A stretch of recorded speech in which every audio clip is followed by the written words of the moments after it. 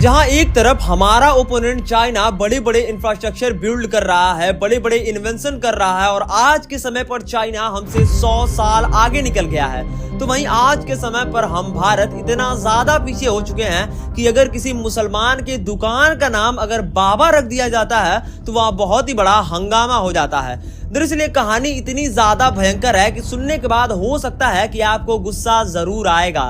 दरअसल ये बात है देवभूमि उत्तराखंड की, जहां पर एक जगह पड़ती है जिसे कोट द्वार के नाम से जाना जाता है और पिछले 30 सालों से वहां एक दुकान चल रही होती है जिस दुकान का नाम होता है बाबा ड्रेसेस। दरअसल उस दुकान को चलाने वाला एक 70 साल का बुजुर्ग मोहम्मद शोएब होता है। दरअसल ये बात है पिछले हफ्ते की, जब वहां कुछ लोग आते हैं, अपने आप को बजरंग दल का बताते हैं और दुकानों की चेकिंग करने लगते हैं।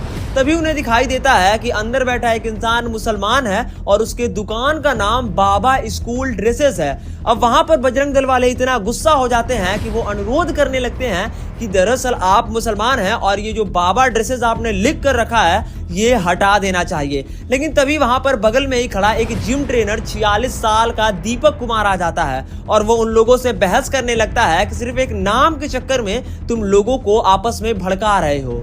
इतने में बजरंग दल उसका नाम पूछती है तो वो दीपक भले ही हिंदू होता है लेकिन वो अपना नाम मोहम्मद दीपक बता देता है। अब वहीं से बात इतनी ज्यादा भड़क जाती है कि बजरंग दल वाले गुस्सा होने लगते हैं और देखते ही देखते उस दिन तो वो सारे लोग चले जाते हैं क्योंकि वहां पुलिस आ जाती है और लोगों को हटा दिया जाता है। लेकिन इसके बावजूद भी 3 FIR दर्ज कर दिए जाते हैं एक मोहम्मद दीपक पर, जो वहां पर लोगों को समझाकर हटा रहा होता है कि बाबा नाम में कुछ नहीं रखा है और सिर्फ ये एक नाम है।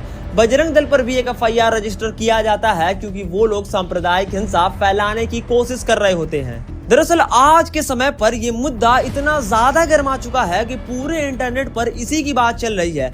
दरअसल पूरी कहानी ये है कि एक 70 साल का मोहम्मद शोएब अपनी दुकान में बैठा होता है और उस दुकान का नाम होता है बाबा स्कूल ड्रेसेस, जो पिछले 30 सालों से चल रहा होता है। लेकिन कुछ बजरंग दल वालों को ये पसंद नहीं आता है और शोएब से कहा जाता है कि आप इस बाबा नाम को हटा दीजिए क्योंकि ये बाबा नाम मुसलमानों का नहीं बल्कि हिंदुओं का है। अब वहीं पर बगल में एक दीपक नाम का इंसान होता है जिसको ये सारी चीजें गलत लगती है और बजरंग दल वालों को समझाने के लिए आता है। लेकिन बजरंग दल वाले उल्टा गुस्सा हो जाते हैं और वहां पर भीड़ जमा करने की कोशिश की जाती है। अब सबको लग रहा होता है कि एक्चुअल में मामला खत्म हो चुका होता है, लेकिन 26 जनवरी के दिन एक और हिंसा भड़कना स्टार्ट हो जाती है। दरअसल जो दीपक होते हैं उनकी जिम के आसपास बजरंग दल के कुछ कार्यकर्ता भीड़ लगाने लगते हैं और देखते ही देखते ये भीड़ कम से कम 100 से 150 पहुंच जाती है, सिर्फ इस बात के लिए क्योंकि दीपक ने उन्हें रोक दिया था बाबा नाम को हटाने के लिए। अब आप सोच के देखिए, एक तरफ जहां चाइना है जो बड़े बड़े इन्वेंशंस कर रहा है और भारत को वो पूछता तक नहीं है, तो वहीं भारत है वो आज इस चीज पर अटका हुआ है कि एक मुसलमान के दुकान का नाम हिंदू के नाम पर नहीं होना चाहिए और इस चीज को लेकर आज भारत में झगड़ा हो रही है।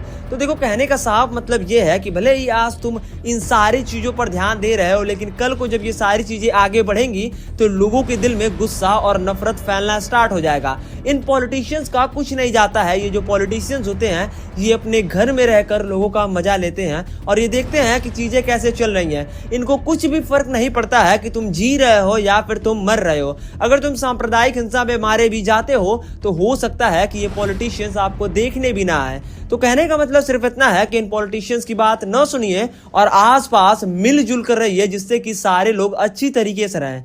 होप करता हूं मैं जो कह रहा हूं आपको समझ में आया होगा और वीडियो अच्छी लगे तो वीडियो को लाइक कर देना। मिलते हैं अगले वीडियो में, तब तक के लिए बने रहिए। जय हिंद, जय भारत।